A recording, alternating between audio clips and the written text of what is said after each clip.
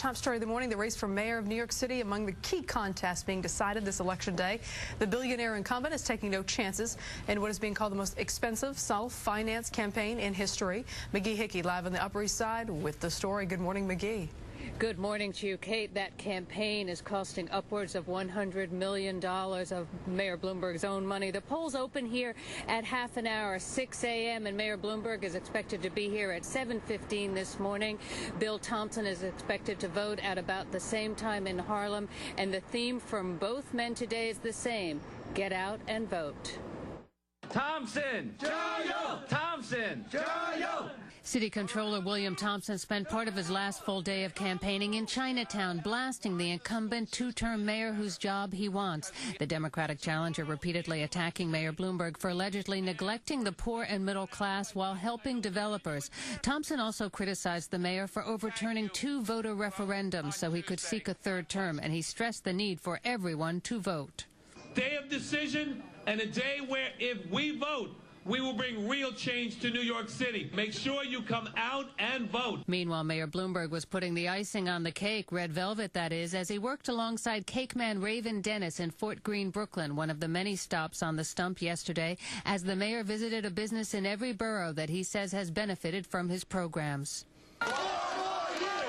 Over the weekend at campaign speeches, the mayor also stressed the need to improve voter turnout, saying a shockingly small number were expected at the polls today. Please go and vote. Get your friends and your relatives to go to vote. We haven't done a good job of going to the polls.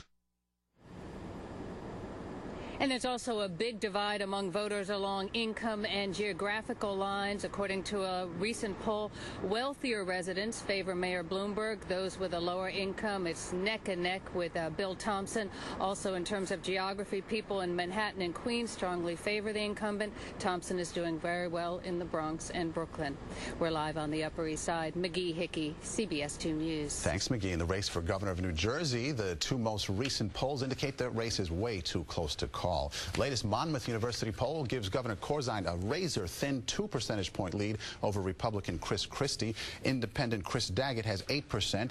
The newest Quinnipiac University poll scores it a bit differently, yet still a statistical dead heat.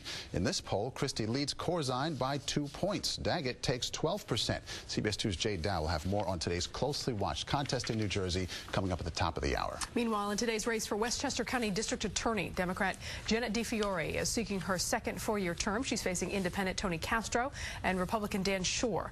And in the race for Westchester County Executive, Democrat Andy Spano, a 3-year incumbent, is facing Republican Rob Astorino, a broadcasting executive and former local legislator. And remember, polling stations all across the tri-state open in about half an hour from now at 6 a.m. In New York, they stay open until 9 tonight. In New Jersey and Connecticut, they'll close an hour earlier at 8 this evening.